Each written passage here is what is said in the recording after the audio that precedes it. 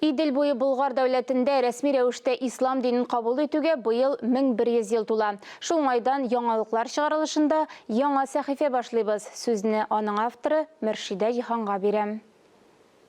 Әссәләму алейкум вә рахматуллахи вә бәрәкәтүһү. Җомга көнебез мөбарәк булсын дигән теләктә Идел Болгарстанында ислам динен кабул итүгә 1100 ел тулуга багышланган яңа сәхифәне башлап җибәрәм. Чананы җәйдән, арбаны кыштан әзерләргә кирәк ди халкыбыз.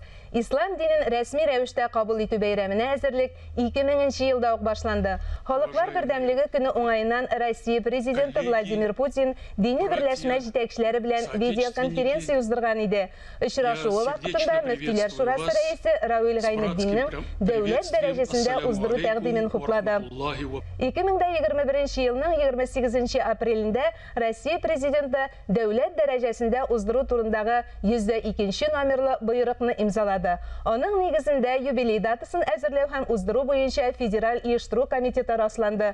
Үзәкләштерелгән дини оешмалар җитәкчеләрен, җәмәгать һәм дәүләт эшлеклеләрен, галимнәрне берләштергән әлеге оештыру комитетының рәисе итеп Марат Хөснуллин билгеләнде. Россия Федерациясе хөкүмәте рәисе урынбасары әлеге вазифада беренче тапкыр июнь айында Болгарда чыгыш ясады. Анда катнашып сүз алган һәркем быелгы бәйрәмгә хәер хаклыгын белдерде.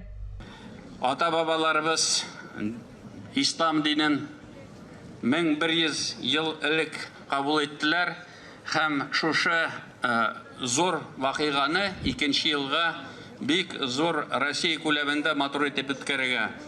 Зур рәхмәт сүзләре безнең Россия Федерациясының президентына Владимир Путинга. Узган гасырлар эчендә ислам татар тормышының барлык өлкәләренә үтеп керде. Мәдәниятебезгә, телебезгә, хуҗалык рәвешенә, гореф-гадәт йолаларыбызга йогынты ясады дип искәртте Татарстанның беренче президенты Минтимир Шәймиев. Аллаһка шөкер, Россия җирлегендә инде төрле чаклар уздык бит без сезнең белән. Менә ислам диненең, православие диненнән соң инде менә шулай зурлап дөресен әйткәндә тану, аннан шуны яшәүбез рәвешенә әйләндерү. Барыгызга да, барсы өчен дә бик зур рәхмәт. Әнә шулай зур игътибар белән башланып киткән истәлекле елга багышлап 2022 елда рәсми старт бирелде. Иң әүвәл Болгар шәһәрендә Россия күләм мөселман җыены үткәрелде. 4 көнлек форумның эшендә күренекле спикерлар, экспертлар, галимнәр, атаклы вәгазьчеләр катнашты. Җыен барышында Туган Батыр милли проекты тәкъдим ителде. Әле без бүген ислам тарихын бик тирәнтен беләбез дип әйтә алмыйбыз. Менә бу юбилейдан файдаланып, бүген инде ислам тарихын да өйрәнергә кирәк. Аннары менә бүген мөселман өммәте алдында торган проблемаларны да куярга кирәк.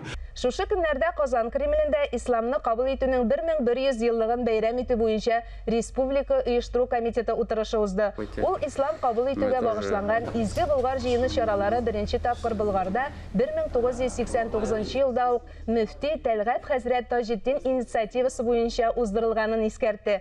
Татарстан телевидениесе фондында әлеге уникаль видео язмалар кадрлары сакланып калган. Башлап җибәрик. Аллаһу акбар ва лиллахил хамд. Болгар дәүләтендә ислам динен рәсми кабул итүгә 1100 ел тулуга әзерлек һәм бәйрәм итү буенча Республика оештыру комитеты утырышы кысаларында Татарстан Республикасы мөселманнары диния нәзарәтенең яңа проекты Коръәннең кулъязма нөсхәтен язу тантаналы рәвештә башланып китте.